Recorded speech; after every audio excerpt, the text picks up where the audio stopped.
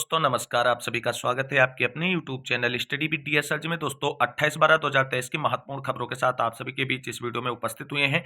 आज की सभी महत्वपूर्ण खबरों को डिस्कस करेंगे आप सभी के साथ इस वीडियो के माध्यम से। आप सभी से निवेदन है कि वीडियो को बिना स्किप किए हुए अंत तक देखें, जिससे वीडियो में शेयर की गई सारी जानकारी को आप आसानी से समझ सकें। वीडियो में आगे बढ़ने से पहले छोटी सी रिक्वेस्ट है कि प्लीज वीडियो को लाइक करें, दोस्तों में शेयर करें। जितने भाई बहन चैनल पे पहली बार विजिट करें उनसे निवेदन है कि प्लीज चैनल को सब्सक्राइब करके बेल आइकन जरूर दबाएं आगे के लेटेस्ट अपडेट पाने के लिए। दोस्तों सबसे पहले बात करेंगे 12,460 शिक्षक भर्ती प्रक्रिया से जुड़ी हुई आज की महत्वपूर्ण अपडेट के बारे में। दोस्तों जैसा कि आप सभी लोग जानते हैं 12,460 शिक्षक भर्ती में 6470 रिक्त पदों को भरने संबंधी जो कोर्ट का आदेश है उसके अनुपालन में बेसिक शिक्षा विभाग उत्तर प्रदेश की तरफ से अंतिम चयन प्रक्रिया जो है शुरू कर दी गई है। और उसके लिए आप सभी को बता दें कल लगभग सभी जिलों की तरफ से अपनी अनंतिम चयन सूची एनआईसी पोर्टल पर अपलोड कर दी गई। जिन जिलों की अनंतिम चयन सूची अभी तक एनआईसी पोर्टल पर अपलोड नहीं की गई है वो उन जिलों की अनंतिम चयन सूची आज 11 बजे तक एनआईसी पोर्टल पर अपलोड कर दी जाएगी। अनंतिम सूची अगर आप सभी लोग देखना चाहते हैं तो डिस्क्रिप्शन में दिए गए टेलीग्राम चैनल को ज्वाइन कर लें। वहां पे सभी जनपद की जो है अनंतिम चयन सूची अपलोड कर दी गई है और आप सभी लोग उसे विजिट कर सकते हैं। दोस्तों अब आप सभी को बता दें 12,460 शिक्षक भर्ती प्रक्रिया में अनंतिम चयन सूची प्रकाशित होने के बाद इस सूची में नाम आने वाले अभ्यर्थियों के पास केवल और केवल आज दिन का समय है। और आज दिन में उन्हें अपने डॉक्यूमेंटेशन में अगर कोई भी प्रॉब्लम या दिक्कत है तो उसे ठीक करके बिल्कुल काउंसलिंग किट अपनी एक रेडी कर लें और उसे अपने बैग में रख लें। और कल आप सभी को काउंसलिंग के लिए अपने निर्धारित सेंटर पर पहुंचना है। अब बहुत सारे साथियों के मन में ये डाउट है कि 12,460 शिक्षक भर्ती की जो अनंतिम चयन सूची जारी की गई है उसमें हमारा नाम किस जिले की लिस्ट में होगा। तो साथियों आप सभी को बता दें मोस्टली ज्यादातर जनपद की जो है 2018 की लिस्ट ही रिपीट की गई है। तो ऐसे में आपने 2018 में जिस जनपद में काउंसलिंग कराई थी वहीं पे आपको इस बार भी काउंसलिंग करानी है, क्योंकि आप लोगों को बता दें इस भर्ती प्रक्रिया में आपने जिस जिले में आवेदन किया था उसी जिले में 2018 में काउंसलिंग कराई थी और वहीं पर आपको फिर से एक बार काउंसलिंग करानी होगी।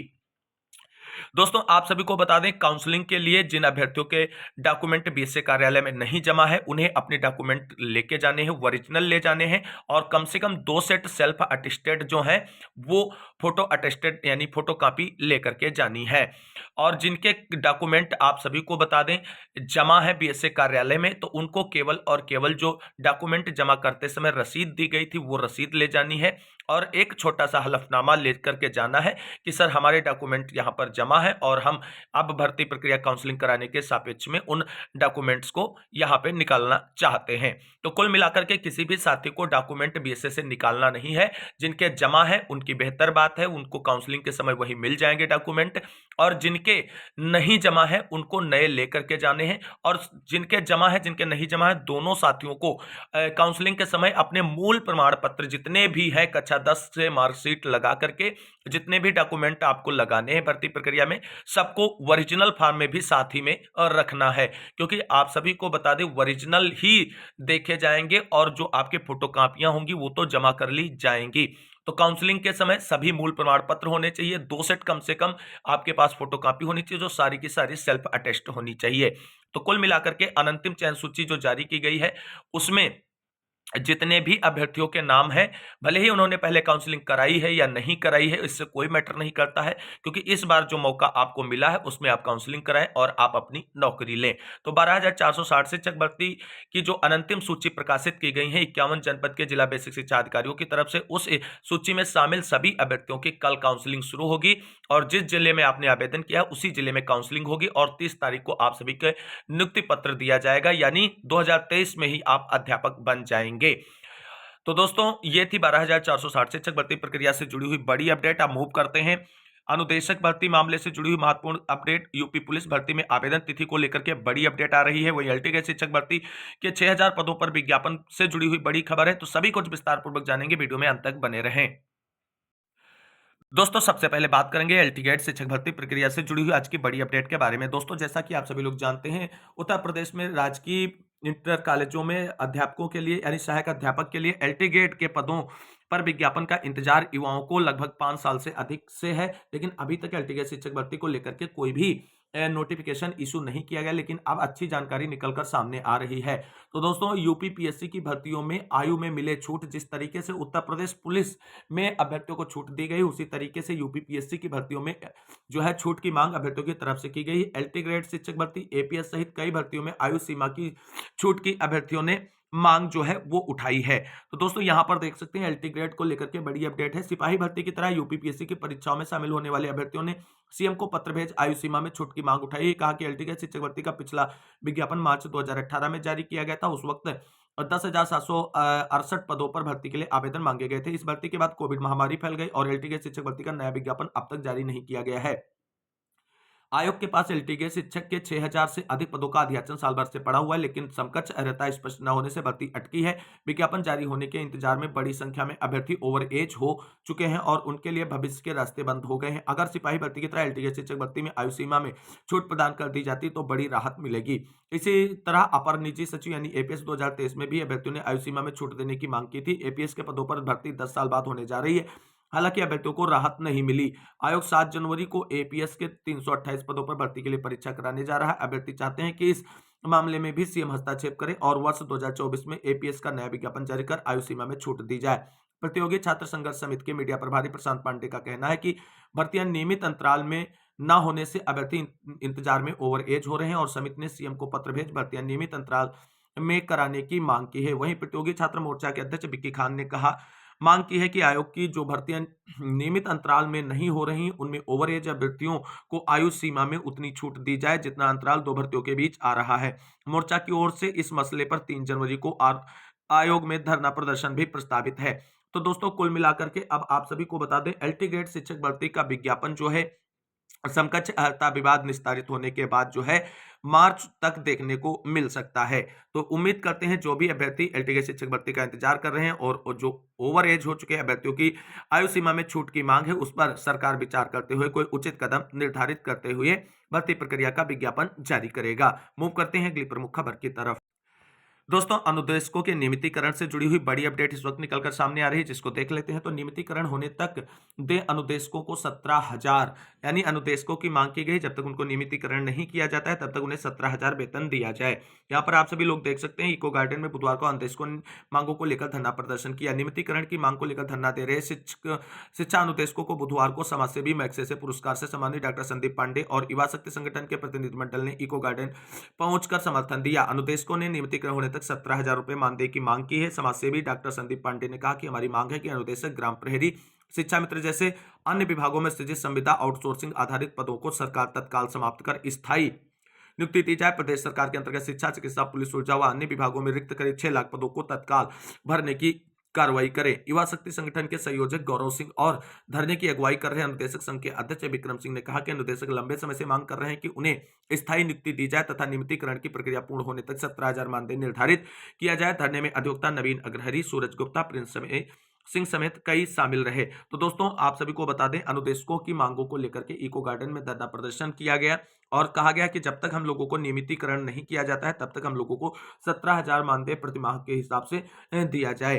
अब देखना होगा जिस तरीके से इन्होंने अपनी मांगों को उठाया है, क्या सरकार इनकी मांगों को स्वीकार करते हुए 17,000 का मानदेय निर्धारित करेगी और इनके नियमितीकरण पर कोई फैसला लेगी। जो भी आगे अपडेट होगी अनुदेशक मामले से जुड़ी हुई, आप सभी को इसी चैनल के माध्यम से डिस्कस करेंगे। हम मूव करते हैं अगली प्रमुख खबर की तरफ, जो बहुत ही महत्वपूर्ण होने वाली है आप सभी के लिए।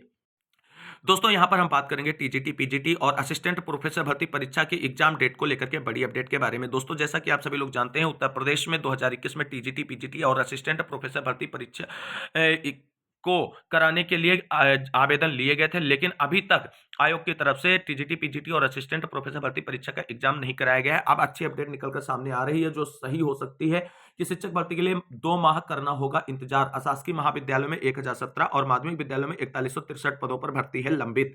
प्रदेश के अशासकीय सहायता प्राप्त माध्यमिक विद्यालयों और अशासकीय महाविद्यालयों में लंबित बड़ी शिक्षक भर्ती की परीक्षा तिथि के लिए अभ्यर्थियों को अभी 2 माह इंतजार करना होगा। नए शिक्षा सेवा चयन आयोग के गठन के बाद आयोग की पहली बैठक में या इसके बाद की परीक्षा तिथि पर कोई निर्णय लिया जाएगा। अशासकीय महाविद्यालयों में विज्ञापन संख्या 51 के तहत असिस्टेंट प्रोफेसर के 1017 पदों पर भर्ती होनी है। वहीं अशासकीय माध्यमिक विद्यालयों में सहायक अध्यापक यानी टीजीटी और प्रवक्ता यानी पीजीटी के 4163 पदों पर भर्ती की जानी है। इन दोनों भर्तियों के लिए आवेदन की प्रक्रिया अगस्त 2022 में पूरी हो चुकी है और असिस्टेंट प्रोफेसर भर्ती के लिए जहां 1.14 लाख आवेदन आए हैं, वही टीजीटी पीजीटी भर्ती के लिए 13 लाख से अधिक अभ्यर्थियों ने आवेदन किए हैं। लाखों अभ्यर्थियों को 1.5 साल से इन दोनों भर्तियों की परीक्षा तिथि घोषित होने का इंतजार। ये भर्तियां अब नए शिक्षा सेवा चयन आयोग के सक्रिय होने के बाद ही शुरू होंगी। शासन ने नए आयोग के अध्यक्ष और सदस्यों की नियुक्ति के लिए आवेदन मांगे हैं। आवेदन की प्रक्रिया 15 जनवरी तक पूरी होगी। इसके बाद आवेदनों की स्क्रीनिंग होगी। स्क्रीनिंग प्रक्रिया को पूरा होने 15 दिनों का वक्त लग सकता है और आवेदनों की स्क्रीनिंग के बाद नए अध्यक्ष एवं सदस्यों के नाम की घोषणा की जाएगी और ऐसे में आयोग को अध्यक्ष और सदस्य जनवरी के अंत या फरवरी की शुरुआत में मिल सकते हैं। अध्यक्ष और सदस्यों की नियुक्ति के बाद ही आयोग सक्रिय होगा और परीक्षा तिथि पर निर्णय आयोग के अध्यक्ष एवं सदस्यों को ही लेना है। और ऐसे में आप सभी को बता दें, टीजीटी पीजीटी शिक्षक भर्ती परीक्षा जो 2022 की है, उसका आयोजन जो है 2024 में मार्च में किया जा सकता है। और अगर आपको बता दें ज्यादा इसमें देरी देखने को मिली तो इनके परीक्षाओं का आयोजन लोकसभा चुनाव के बाद भी जा सकता है। लेकिन उम्मीद करते हैं कि फरवरी के फर्स्ट वीक में उत्तर प्रदेश शिक्षा सेवा चयन आयोग अपने मूर्त रूप में आकर के कार्य करना शुरू कर देगा और सबसे पहले टीजीटी पीजीटी और असिस्टेंट प्रोफेसर भर्ती परीक्षा का आयोजन कराया जाएगा, जिससे लगभग 2 साल से लंबित भर्ती में शामिल अभ्यर्थियों को जल्द से जल्द नौकरी मिलने का सपना पूरा हो सकता है। तो ये थी टीजीटी पीजीटी एग्जाम डेट से जुड़ी हुई बड़ी अपडेट। हम मूव करते हैं अगली प्रमुख खबर की तरफ। यहाँ पे दोस्तों एक और बड़ी खबर निकलकर सामने आ रही है कि टीजीटी पीजीटी की जो कह रहे हैं से काउंसलिंग को लेकर के बड़ी अपडेट है। यानी आप सभी को बता दें, वेटिंग लिस्ट जो जारी की जानी थी टीजीटी पीजीटी, उससे जुड़ी हुई बड़ी अपडेट है। रिक्त पद नहीं मिलने पर अटके टीजीटी पीजीटी काउंसलिंग। अवशेष पैनल के अभ्यर्थियों का आरोप था कम पदों पर का विवरण भेजा गया है। अशासकीय सहायता प्राप्त एडेड माध्यमिक विद्यालयों के लिए वर्ष 2021 के प्रशिक्षित स्नातक शिक्षक टीजीटी एवं प्रवक्ता समूह पीजीटी भर्ती की दूसरी काउंसलिंग रिक्त पदों के विवरण के अभाव में अटकी है। शिक्षा सेवा चयन बोर्ड ने इस भर्ती के अवशेष पैनल से रिक्त पदों को भरने के लिए शिक्षा निदेशालय माध्यमिक मंडलों जिलों से बार बार विवरण मांग रहा है, लेकिन 10 मंडलों के जनपदों के जिला विद्यालय निरीक्षक यानी डीआईओ इसके प्रति गंभीर नहीं है, जिसके कारण काउंसलिंग की तिथि तय नहीं हो पा रही। इससे वर्ष 2021 की भर्ती के अवशेष पैनल यानी वेटिंग लिस्ट के अभ्यर्थी रिक्त पदों का विवरण मंगाकर काउंसलिंग कराने की मांग को लेकर के शिक्षा निदेशालय में आए दिन चक्कर लगा रहे हैं। शिक्षा निदेशालय इस भर्ती के रिक्त पदों के सापेक्ष एक बार काउंसलिंग कराकर कॉलेज आवंटन कर चुका है। इसके बाद भी इस भर्ती में रिक्त पद हैं। अवशेष पैनल के अभ्यर्थी धर्मेंद्र यादव, संतोष कुमार शर्मा, अभिषेक तिवारी, विवेक तिवारी आदि ने अपर शिक्षा निदेशक माध्यमिक सुरेंद्र कुमार तिवारी को ज्ञापन देकर आरोप लगाया था कि कई जनपदों से जिला विद्यालय निरीक्षकों ने रिक्त पदों को छिपाकर कम पदों का विवरण भेजा था। इस पर अपर निदेशक ने जिला विद्यालय निरीक्षकों को पत्र लिखकर कहा था कि सभी रिक्त पदों का दर्शाकर विवरण भेजा जाए। इसके अलावा उप शिक्षा माध्यमिक 2 प्रमोद कुमार सिंह सभी जिला विद्यालय निरीक्षकों को 3 बार फोन करके भी रिक्त पदों का विवरण भेजने के लिए कह चुके हैं, लेकिन वाराणसी, चित्रकूट, झांसी, लखनऊ, अयोध्या, देवी पाटन, मेरठ, आजमगढ़, बस्ती एवं आगरा मंडल के मंडलीय संयुक्त शिक्षा निदेशकों की ओर से जिलावार रिक्त पदों का विवरण नहीं भेजा गया है।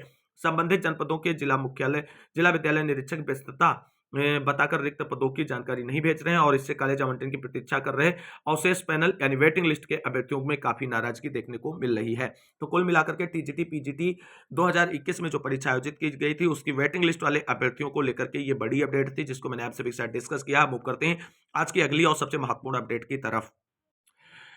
साथियों, जैसा कि आप सभी लोग जानते हैं, उत्तर प्रदेश में पुलिस भर्ती के लिए 60,000 से अधिक पदों पर विज्ञापन जारी कर दिया गया है और उसमें जो है आवेदन प्रक्रिया भी शुरू कर दी गई है दोस्तों। लेकिन अब आप सभी को बता दें, जिस तरीके से आवेदन प्रक्रिया शुरू हुई है और इसमें जो सबसे बड़ा मुद्दा था एज रिलैक्सेशन को लेकर के, माननीय मुख्यमंत्री जी के हस्तक्षेप के बाद एज रिलैक्सेशन जब दिया गया है तो ऐसे में अभ्यर्थियों की तरफ से अब इसके आवेदन की अंतिम तिथि को बढ़ाने को लेकर के प्रयास किया जाना शुरू कर दिया गया है।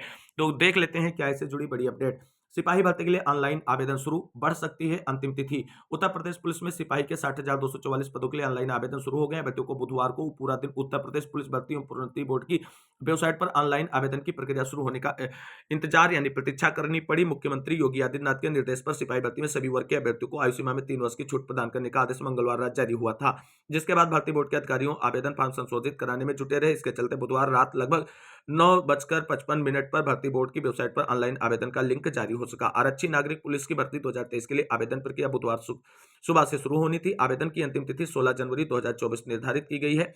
शुल्क समायोजन व आवेदन में संशोधन की अंतिम तिथि 18 जनवरी 2024 निर्धारित है। आवेदन शुल्क 400 रुपए। भर्ती बोर्ड के अधिकारियों का कहना है कि ऑनलाइन आवेदन की प्रक्रिया विलंब से शुरू होने के चलते आवेदन की अंतिम तिथि बढ़ाई भी जा सकती है। सिपाही भर्ती में सामान्य वर्ग व ईडब्ल्यूएस अभ्यर्थियों के लिए निर्धारित आयु सीमा में 3 वर्ष की छूट प्रदान करने की मांग उठी थी। अभ्यर्थियों के भविष्य को ध्यान में रखते हुए भाजपा व विपक्ष के नेताओं ने इस आशय की मांग उठाई थी। मुख्यमंत्री ने मामले को गंभीरता से लिया और सभी वर्ग के अभ्यर्थियों को आयु सीमा में 3 वर्ष की छूट प्रदान किए जाने का दिशा निर्देश जारी कर दिया।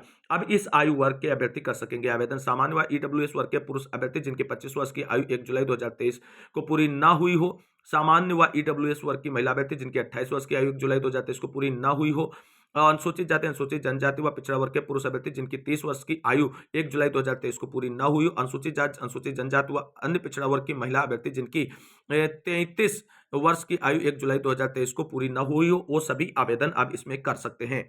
तो दोस्तों ये थी आज की कुछ महत्वपूर्ण अपडेट जो मैंने आप सभी के साथ विस्तार पूर्वक डिस्कस की। उम्मीद करते हैं जानकारी अच्छी लगी होगी। अगर वीडियो अच्छा लगा तो लाइक करें, दोस्तों में शेयर करें और प्लीज आप सभी से निवेदन है कि चैनल को सब्सक्राइब करके बेल आइकन जरूर दबाएं, जिससे आप सभी की अपनी यूट्यूब फैमिली स्टडी विद डीएसएलजी जल्द से जल्द 10K की फैमिली बन सके और हम सभी लोग एक साथ मिलकर के नए साल को सेलिब्रेट कर सकें। तो दोस्तों आज की इस वीडियो में बस इतना ही। मिलते हैं अगली वीडियो में लेटेस्ट अपडेट के साथ। तब तक के लिए सभी साथियों को जय हिंद, जय भारत, वंदे मातरम।